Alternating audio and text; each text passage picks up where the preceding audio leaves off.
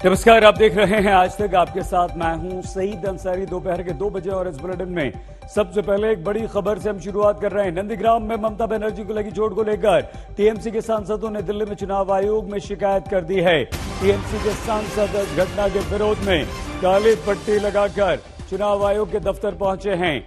तो हम आपको इस वक्त सीधे लिए चलते हैं ऐश्वर्या पालीवाल, हमारी संवाददाता के पास, जिन्होंने ये खबर हमें दी है। लेकिन उससे पहले आपको बता दें कि ममता बनर्जी को चोट लगी थी नंदीग्राम में जब वो भीड़ में थी। उसके बाद ममता बनर्जी ने कहा था कि साजिशन उन्हें मारा गया है, उन पर हमला किया गया है। ममता बनर्जी ने बीजेपी पर आरोप लगाया था, लेकिन उसके बाद जब उन्होंने अस्पताल से अपना वीडियो संदेश जारी किया था तो उसमें साजिश और बीजेपी का बिल्कुल नाम नहीं लिया था। सुनिए सौगत राय क्या कहते हैं। में रिपोर्ट देंगे कि एक हफ्ता से इलेक्शन कमीशन का निर्देश है 2 बड़े ऑफिसर जो कानून का स्थिति देखते हैं उसको हटाया गया। डीजी ऑफ पुलिस वीरेंद्र को और एडीजी लॉ एंड ऑर्डर उनको हटाया गया। और बीजेपी के नेता लोग पहले से बोलते थे ममता बनर्जी जब नंदीग्राम जाएगी तब उनको सबक सिखाया जाएगा। इसमें उसका प्रेसिडेंट दिलीप घोष भी है, उसका युवा संगठन का प्रेसिडेंट भी है, खुद नरेंद्र मोदी भी ऐसे बोले कि दीदी का स्कूटी नंदीग्राम में उलट जाएगा। तो इसके साथ और ऑफिसर को हटाने के साथ ममता जी को जो चोट लगा इसको हम कनेक्ट करते हैं कि कानून का स्थिति खराब होते जा रहा है और ममता बनर्जी का इतना ज्यादा चोट लग गया, बड़ा दुखद बात है। आइए सीधे ऐश्वर्या पालीवाल, हमारी संवाददाता के पास आपको लिए चलते हैं। ऐश्वर्या, ममता ने हॉस्पिटल के वीडियो संदेश में तो कोई बीजेपी या साजिश का जिक्र नहीं किया था। उन्होंने कहा मुझे चोट लग गई, लेकिन अचानक से टीएमसी सांसदों का जाना क्या संकेत देता है?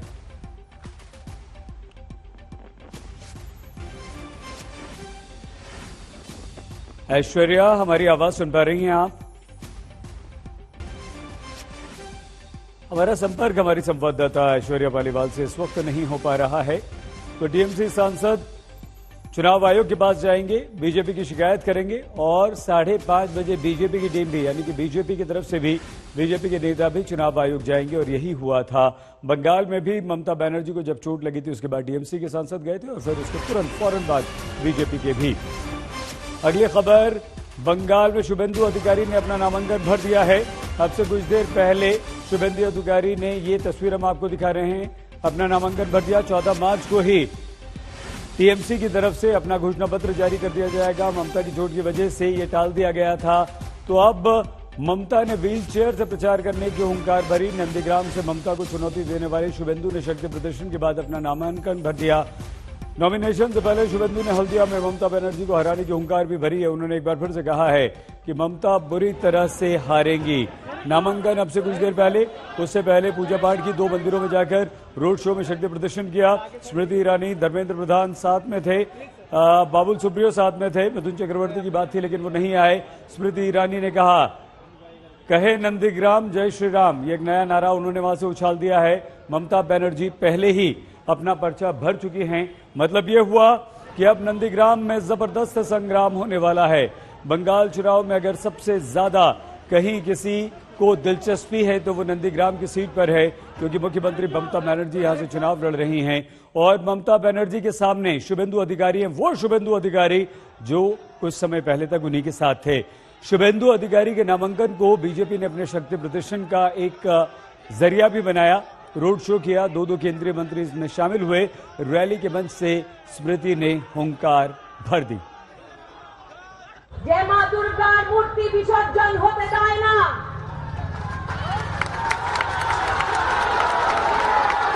सरस्वती पूजा होते देय ना। আর নন্দীগ্রামে এসে ভোটের জন্য চণ্ডী পাঠ করছে। দিদি বলছে খেলা হবে। আজকে দিদিকে জানাতে চাই তুমি খেলাই করেছো। দিদি বাংলার সাথে খেলাই করেছো, মানুষের জীবনের সঙ্গে খেলা করেছো, মহিলার সম্মান সাথে খেলা করেছো। আর দিদি তোমার খেলাটা রক্ত দিয়ে লাল করেছে বাংলার মাটিকে। আমি আজকে জানাতে চাই দিদি, খেলা করেই ভবানীপুর ছেড়েছো। দিদি করলেন বাংলায় বাংলার গৃহ প্রকল্প, দারুণ খেল করেছো দিদি। কাজ করছে মোদি আর ফটো তুলছে দিদি। मंदिर में पूजा अर्चना के बाद शुभेंदु अधिकारी ने हमसे बात की। भगवान हमारे साथ हैं ये कहा, लेकिन ममता बनर्जी के घायल होने का सवाल जब शुभेंदु अधिकारी से सुबह पूछा गया तो वो उसे टाल गए और उन्होंने कहा कि छोड़िए। नंदीग्राम जीतने वाले हैं आप? आज यहाँ का क्या कार्यक्रम है आपका?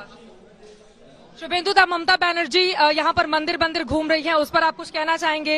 हिंदू वोटरों को क्या पोलराइज करने की कोशिश की जा रही है? अभी आप कुछ विकास की नाम पर चुनाव होगा। आप भी यहाँ पर यज्ञ और हवन पूजन करने आए हैं? आप भी यहाँ पर यज्ञ? मेरा मंदिर है। ये आपका मंदिर है। नंदीग्राम किसका होगा? नंदीग्राम किसका होगा? दीदी को चोट लगा, दीदी बोला कि लोगों ने हमला किया, आपको लगता है ये बात?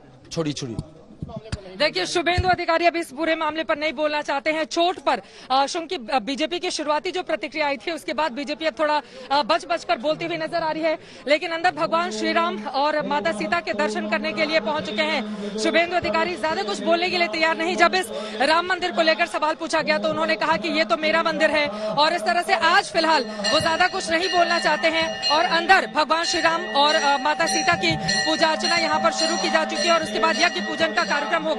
এখানে কেউ কেউ এসে পতাকা ছিঁড়েছিলেন, আমার ছবিতে কালি লাগিয়েছিলেন, তারা কারা আপনারা জানেন? আজকে বলুন, তোহা সিদ্দিকী হুজুর সাহেব কার মঞ্চে? তৃণমূলের মঞ্চে। হুজুর সাহেব আব্বাস সিদ্দিকী সাহেব কার মঞ্চে? সিপিএমের মঞ্চে। আমাদের মঞ্চে কোনো সাধু নাই। আমরা সাধু সমাজকে প্রণাম করি। এই ব্রাহ্মণ লোকেরা দাঁড়িয়ে এসছে, প্রচুর এসেছে। আমাদের নারাটা একটাই, মোদীজি যে নারা, সবকা সাথ सबका विकास। इंद्रजीत कुंडू और हमारे संवाददाता इस वक्त हमारे साथ जुड़ गए, लेकिन अनुपम भी हमारे साथ हैं। अनुपम मिश्र,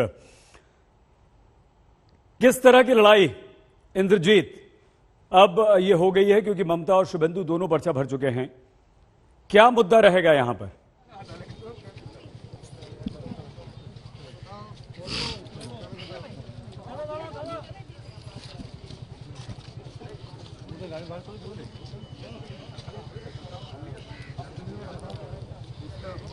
जी हाँ सईद, बिल्कुल बहुत ही एक दिलचस्प मुकाबला यहाँ पे होने वाला है। नंदीग्राम का प्रेस्टीज बैटल जिसे कहा जाता है, क्योंकि शुभेंदु अधिकारी 2016 तो पिछले विधानसभा चुनाव में इस सीट को 67% वोट से जीते थे, और इस बार उनको टक्कर दे रहे हैं खुद मुख्यमंत्री और तृणमूल कांग्रेस सुप्रीमो ममता बनर्जी। हम आपको एक बार यहाँ पे दिखाना चाहेंगे नॉमिनेशन सेंटर के बाहर काफी देर से इंतजार हो रही है शुभेंदु अधिकारी के। उनके जो समर्थक है वो भी यहाँ पे वेट कर रहे हैं। अभी कुछ देर पहले उनके लॉयर, एडवोकेट और नोटरी अंदर गए हैं, क्योंकि कुछ जो कागज है, दस्तावेज है, उनको लेके समस्याएं हैं और उनको जमा करना होगा।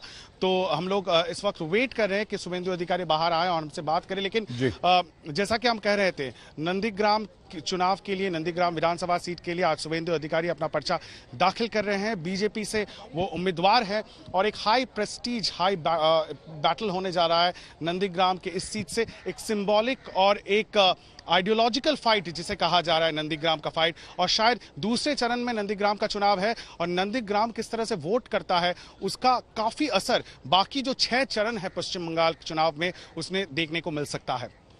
ठीक है इंद्रजीत। अनुपम, ममता बनर्जी भी लगातार धड़ाधड़ मंदिर गई। चोट लगने से पहले उन्होंने 3 मंदिर में पूजा अर्चना की थी, कुल 22 मंदिरों के दौरे कर चुकी थी।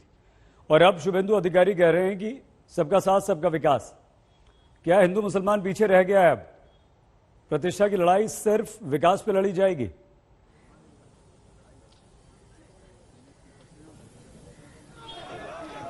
जी वैसा अभी दिखाई नहीं पड़ रहा है, क्योंकि जिस तरह ममता बनर्जी ने मंदिरों का दौरा किया, शुभेंदु अधिकारी भी कल से मंदिरों का दौरा कर रहे हैं। कल शिवरात्रि के अवसर पर उन्होंने कई मंदिरों का दौरा किया नंदीग्राम में, और आज भी जब उन्होंने अपने नामांकन पत्र भरने की शुरुआत की तो वो शुरुआत की मंदिर से। सबसे पहले वो सिंहवाहिनी मंदिर गए जो सोनाचूड़ा में है, इसके बाद वो पहुंचे जानकीनाथ मंदिर नंदीग्राम में, और यहाँ दोनों जगह पूजा की, यज्ञ की, उसके बाद वो नामांकन पत्र भरने आए हैं। तो फिलहाल उन्होंने कहा जरूर है कि विकास के मुद्दे पर हम लड़ रहे हैं, लेकिन जो गतिविधियां हैं वो गतिविधियां पूरी तरह से धार्मिक तौर पर उभर कर सामने आ रही हैं।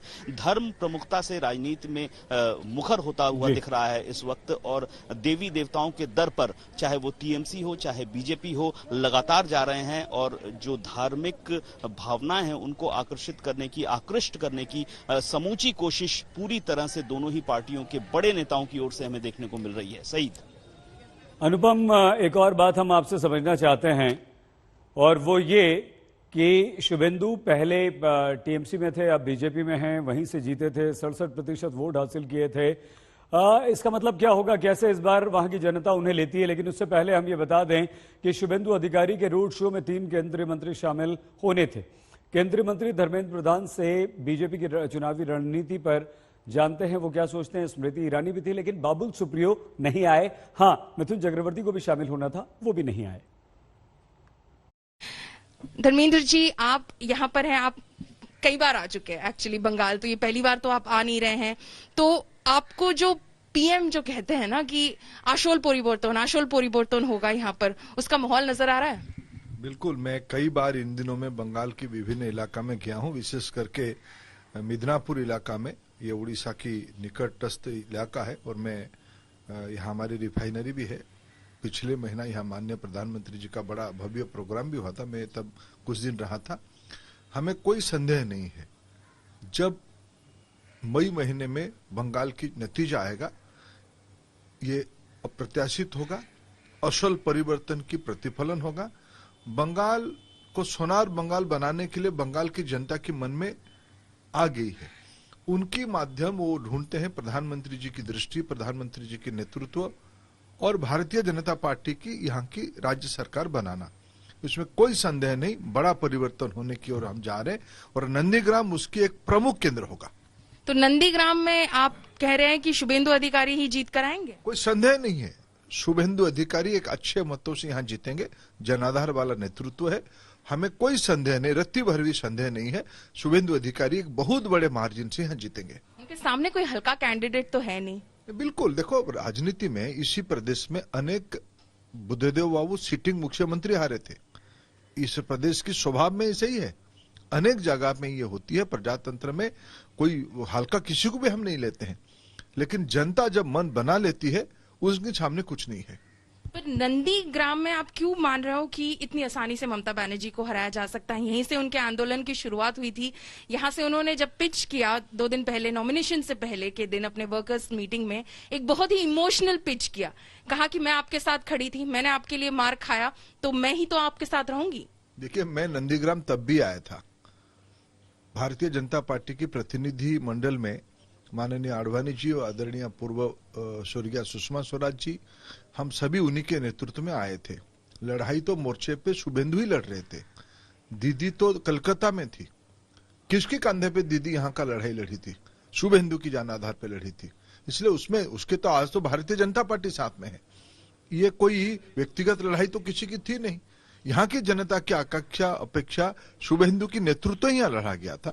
इसमें से दीदी कुछ भी कहे, दीदी के अपने मत है, लेकिन यहाँ की जनता उस विषय को समझती है। नंदीग्राम में ममता बनर्जी के साथ जो कुछ हुआ उस पर बंगाल में चुनाव में जबरदस्त उबाल है।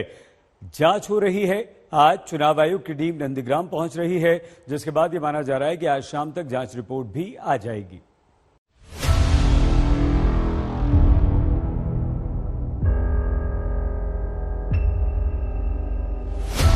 পায়ে চোট আছে, বোন ইনজুরি আছে, লিগামেন্টে আছে, কেবল মাথা এবং চেস্টে খুব পেন হয়েছে। पत्थर दिल ही होंगे जो इसे नाटक कहेंगे। इसे नाटक कैसे कह दें? ममता बनर्जी को चोट लगी है, और बहुत चोट लगी है। 66 की उम्र कम नहीं होती। गर्दन से लेकर पांव तक वो दर्द में है। उनके चेहरे से ये साफ दिख रहा है। 2-3 दिन वो अस्पताल में रहेंगी। प्रचार में भी निकलेंगी तो व्हील चेयर पर होंगी। এটা ঠিক যে কালকে খুব জোর আমার লেগেছিল এবং আমার হাত পায়ে চোট আছে, বোন ইনজুরি আছে, লিগামেন্টে আছে। কালকে আমার মাথা এবং চেস্টে খুব পেনও হয়েছে। আমি আশা করি 2-3 দিনের মধ্যে আমি আবার নিজের ফিল্ডে ফিরে যেতে পারবো। তবে হয়তো পায়ের প্রবলেম থাকবে, কিন্তু আমি ম্যানেজ করে নেব। আমার মিটিং আমি কিছুই নষ্ট করব না, বাট হয়তো আমাকে কিছুদিন হুইল চেয়ারে করতে হবে, সেটা আপনাদের সহযোগিতা চাইবে।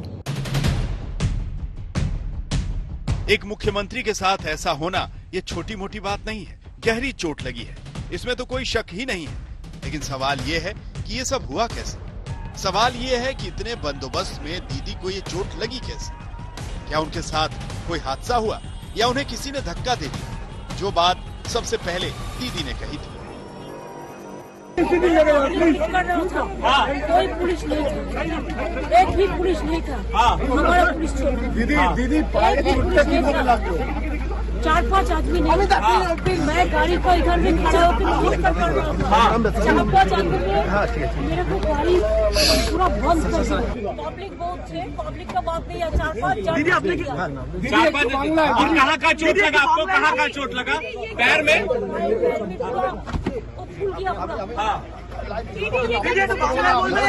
दीदी किसी की साजिश है, किसी की साजिश है दीदी। साजिश है किसी की। वो 4-5 लोग कौन हैं जिनकी बात दीदी ने की थी? क्या धक्का भीड़ की वजह से लगा था या धक्का जानबूझकर दिया गया? धक्का लगा भी था या फिर चलते चलते गलती से गाड़ी का खुला दरवाजा उस लोहे के एंगल से टकरा गया जो सड़क पर लगा हुआ था? उस वक्त क्या हुआ होगा ये हमने भी समझने की कोशिश की है। ममता का काफिला इसी तरफ से गुजर रहा था और ठीक इस जगह पर जब आती हैं ममता बनर्जी तो ऐसे वो दरवाजा खोल लेती हैं और उनका एक हिस्सा बाहर की ओर होता है और दरवाजा खुला रहता है, पांव बाहर रहता है और अचानक ठीक इसी जगह पे, यहाँ पे जो पोल है, ठीक इसी जगह पे ये घटना होती है। अब ये पोल से टकराकर वापस ममता के पांव पे लगा है, उनके हाथ में लगा है या फिर भीड़ की वजह से लगा है, ये साफ नहीं है। लेकिन आपको बता दें कि उस वक्त भीड़ भी थी। 2 तरह के बयान सामने आ रहे हैं। एक बयान के मुताबिक ये जो पोल है इससे दरवाजा टकराया है और ममता को चोट लगी है। दूसरा जो बयान है कि भीड़ की वजह से दरवाजा टकरा गया है और ममता को चोट लगी है। If the door has hit a pillar, then there would be a scratch in the dent or scratch, but nothing is like that. There is nothing. Enter in the door, there is no scratch, no dent. So how a pillar can? The door was hit by a pillar? Actually, the door was hit by some few person who pushed it from behind. अभी सच सिर्फ एक है, वो ये कि दीदी को चोट लगी है। चोट कैसे लगी इस पर सबके अपने अपने दावे हैं। किसी ने कहा धक्का दिया गया, किसी ने कहा भीड़ से चोट लगी, किसी ने कहा उन्हीं के लोगों की गलती से चोट लगी, किसी ने कहा साजिश हुई है। टीएमसी को शक क्यों है इसकी क्रोनोलॉजी समझा दी। टीएमसी का कहना है कि 8 मार्च को बंगाल बीजेपी अध्यक्ष ने एक पोस्ट में ममता बनर्जी को घायल होते दिखाया था। 9 मार्च को चुनाव आयोग ने पश्चिम बंगाल के डीजीपी को बदल दिया। 10 मार्च को बीजेपी के एक सांसद ने पोस्ट किया था कि आप समझ जाएंगे शाम के 5 बजे के बाद क्या होगा, और कल शाम 6 बजे दीदी के साथ ये हादसा हुआ। क्रोनोलॉजी समझ लीजिए। मार्च 8 तारीख बीजेपी के बंगाल के अध्यक्ष ने एक पोस्ट किया था, ममता बनर्जी को घायल होते दिखाया। मार्च 9 तारीख सवेरे इलेक्शन कमीशन ने वेस्ट बंगाल के डीजीपी बदला।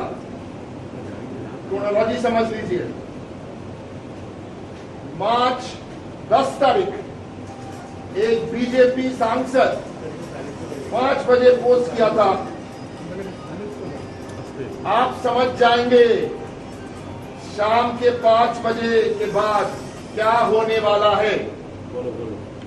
और कल 6 बजे नंदीग्राम में ममता जी के साथ ये हादसा हुआ। I think election commission is taking the matter very casually. It's not a casual matter. It's not a case of only 307.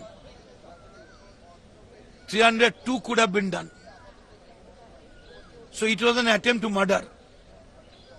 As a candidate, I am complaining. The moment the DG was changed, only after within 24 hours this thing happened. Will you be filing an FIR? Yes, I have already filed. दीदी की चोट पर ये लड़ाई चुनाव आयोग तक पहुंच गई। टीएमसी भी चुनाव आयोग के पास पहुंची और बीजेपी भी। टीएमसी ने शिकायत की कि दीदी पर हमले की पहले से आशंका थी, आयोग इस हमले को हल्के में ना ले। बीजेपी भी कह रही है कि इसकी जांच हो। इतनी पुलिस और सुरक्षा के बाद चोट कैसे लगी? दूध का दूध और पानी का पानी होना चाहिए। कोलकाता से चित्रा त्रिपाठी और नंदीग्राम से सूर्याग्नि रॉय के साथ अनुपम मिश्रा, आज तक। खबर नंदीग्राम से है। ममता के खिलाफ मैदान में उतरे शुभेंदु अधिकारी अभी भी पर्चा दाखिल कर रहे हैं। वो इस समय हल्दिया के एसडीओ के दफ्तर में मौजूद हैं।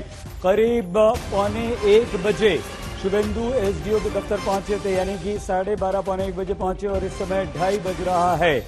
हम आपको सीधे इंद्रजीत कुंडू के पास लिए चलते हैं। हमारे संवाददाता हल्दिया में ही मौजूद हैं। इंद्रजीत, क्या हुआ? इतनी देर क्यों लग रही है? सब ठीक है?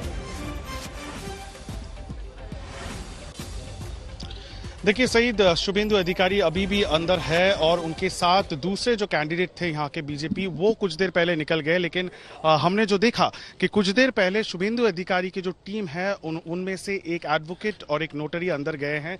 यहाँ पे आप देख सकते हैं बैरिकेड लगा हुआ है और जो पुलिस अफसर यहाँ पे तैनात है उनको पूछ के 2 सदस्य का एक टीम, जिसमें एक एडवोकेट है और एक नोटरी है, वो कुछ दस्तावेज लेके अंदर गए। तो ये जब हमने उनके बात करने की कोशिश की, उन्होंने कहा कि कुछ दस्तावेज अभी चाहिए, तो हो सकता है अभी जो नॉमिनेशन का प्रोसेस है इतना समय लगता है इंद्रजीत, और कुछ और समय लग सकता है। और ये दस्तावेज मतलब कहीं ना कहीं पर्चा भरने में कोई गलती हुई है, कुछ कमी पेशी रह गई है, क्या हुआ होगा?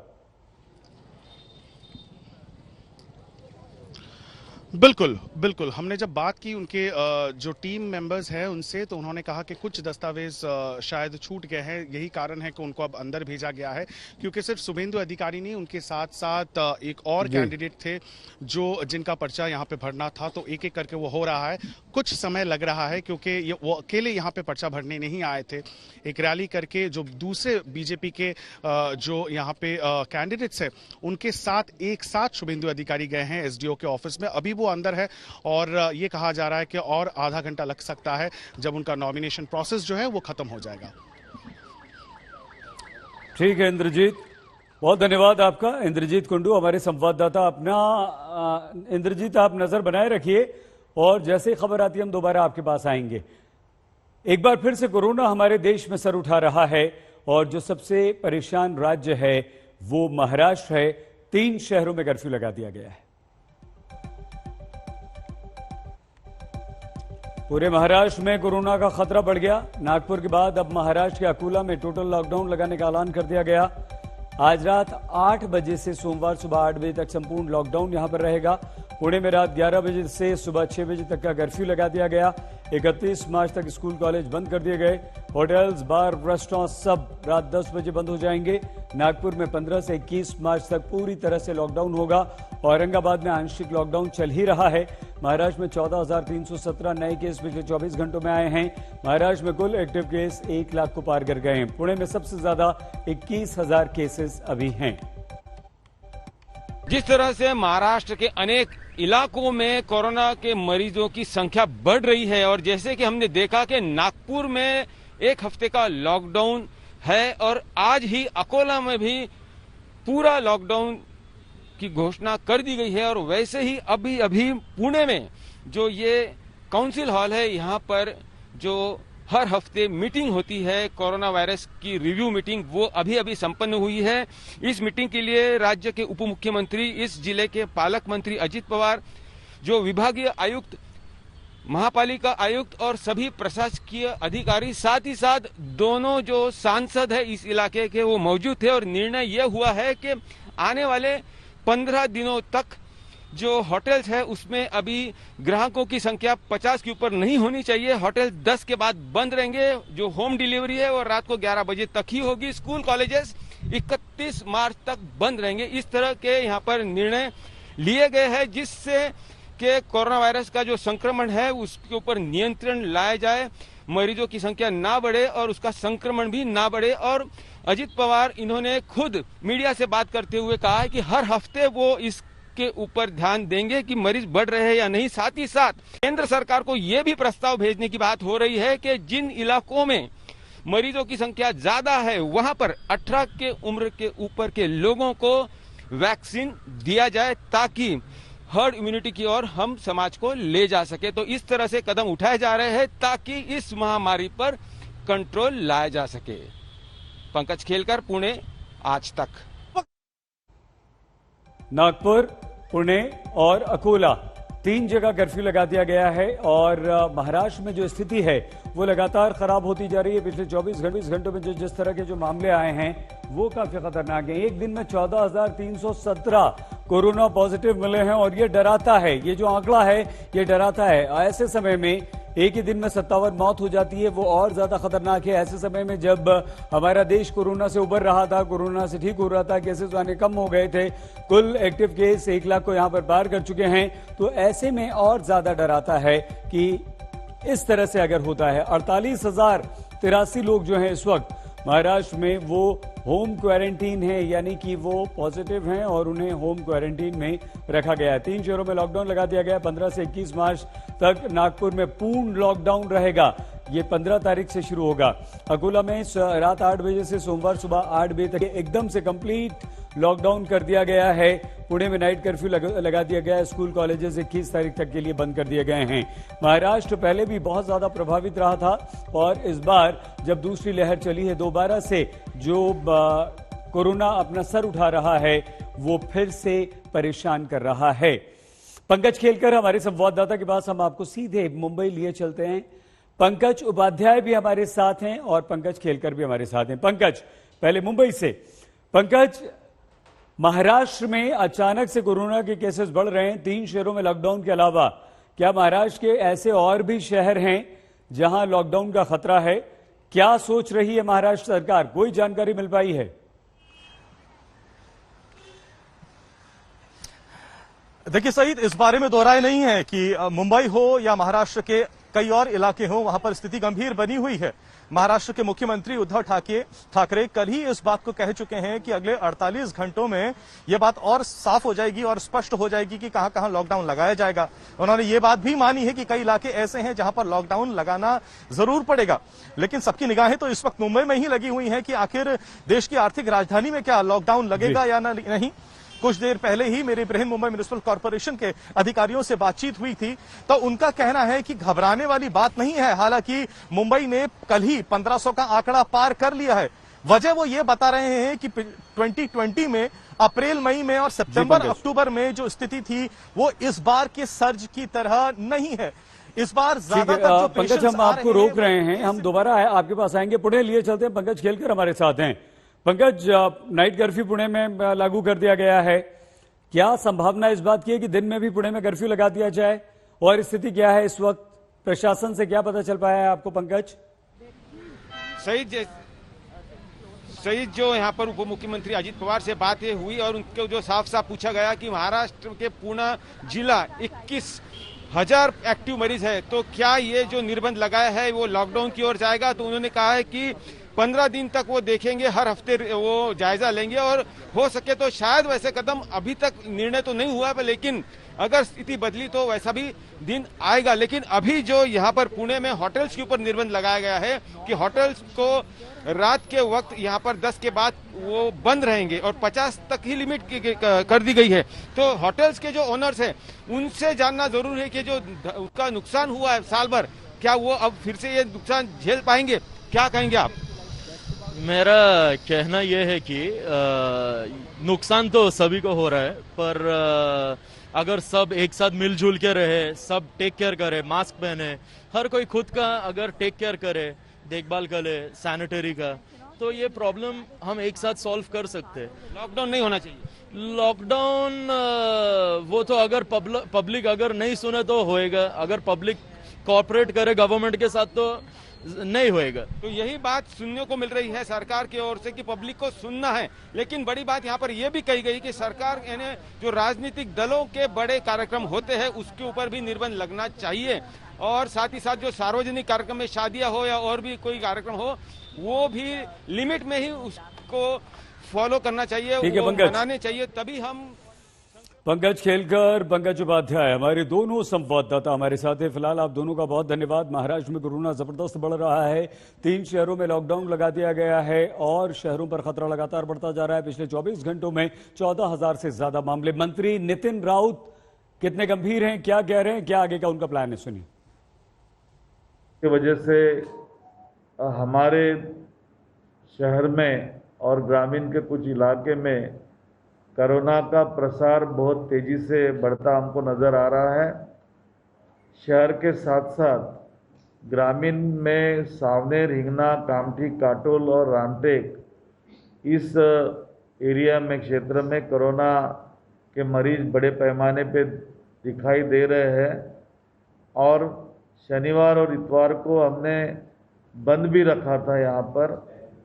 उसको हमारे जनता ने उतना गंभीरता से लिया नहीं और जो पॉजिटिव पेशेंट्स थे वो घूमते हुए पूरे नज़र आए यहाँ पर, जिससे परिस्थिति और गंभीर बन गई है।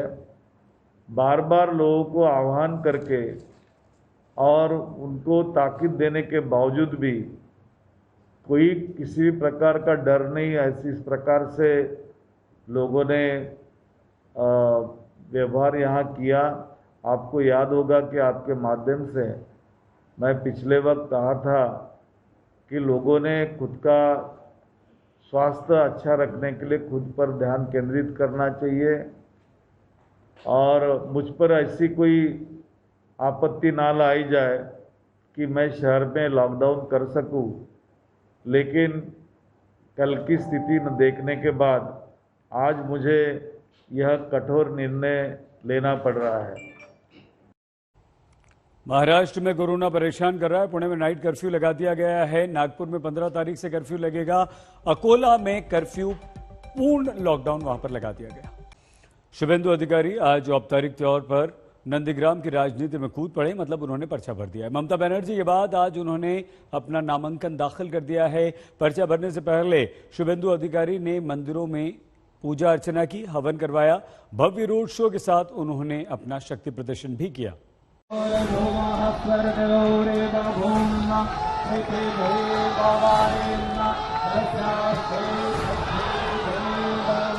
नंदीग्राम की लड़ाई सियासी है, फैसला यहाँ के वोटर्स को करना है, लेकिन जनता की शरण में जाने से पहले नंदीग्राम से बीजेपी उम्मीदवार शुभेंदु अधिकारी भगवान की शरण में पहुँच गए।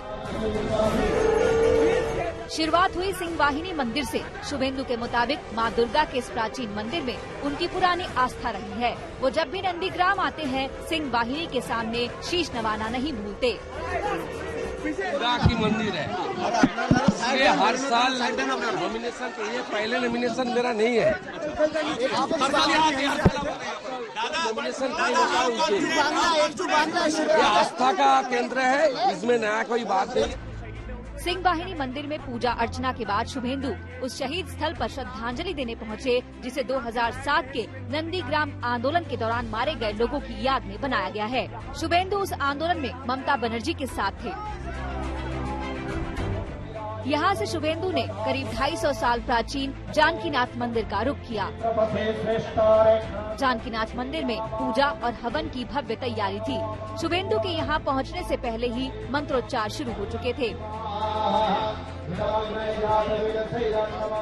पश्चिम बंगाल की सियासत में इस तस्वीर को आने वाले कई सालों तक याद रखा गया। जानकीनाथ मंदिर में बनी यज्ञशाला में शुभेंदु अधिकारी ने मंत्रोच्चार के बीच जय श्री राम का जय घोष किया।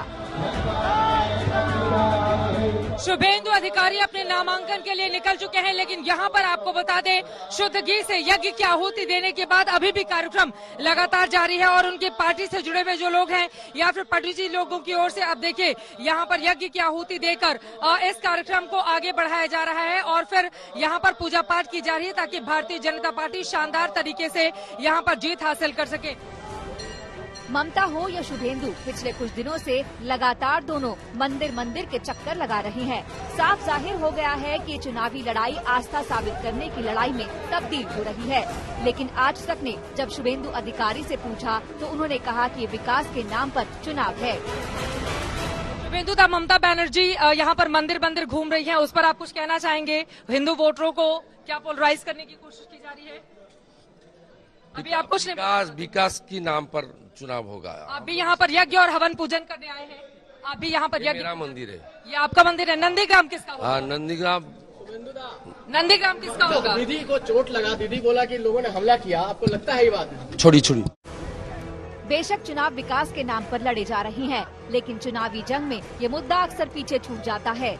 3 दिन में शुभेंदु 3 मंदिरों का दौरा कर चुके हैं। पश्चिम बंगाल की बदलती सियासी हवा को बताने के लिए ये तस्वीर काफी अहम है। भगवान को खुश करने के बाद बारी आई जनता की।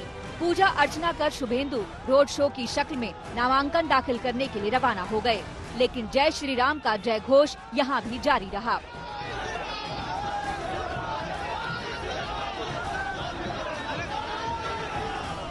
शुभेंदु के लिए हल्दिया का ये मैदान पुराना है। शुभेंदु यहाँ के लिए नए नहीं है, नया सिर्फ शुभेंदु का सिंबल है।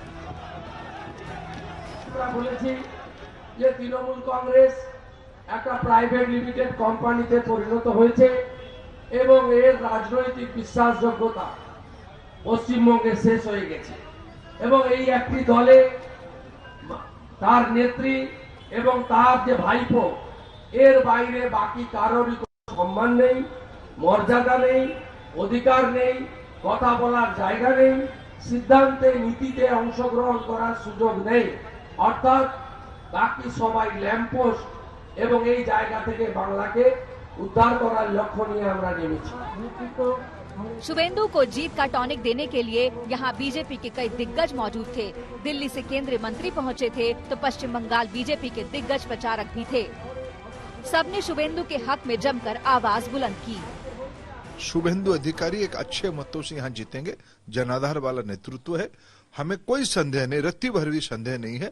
शुभेंदु अधिकारी एक बहुत बड़े मार्जिन से यहाँ जीतेंगे। इस संकल्प के साथ कि राम राज्य की कल्पना हर व्यक्ति तक विकास पहुंचाने की है, बोलছে এখন নন্দীগ্রাম সবার মুখে। भारतीय जनता पार्टी नंदीग्राम के संग्राम का औपचारिक शंखनाद हो चुका है। अब इंतजार है 1 अप्रैल का, जब जनता फैसला सुनाएगी। अनुपम मिश्रा और पौलमी साहा के साथ चित्रा त्रिपाठी, नंदीग्राम, आज तक।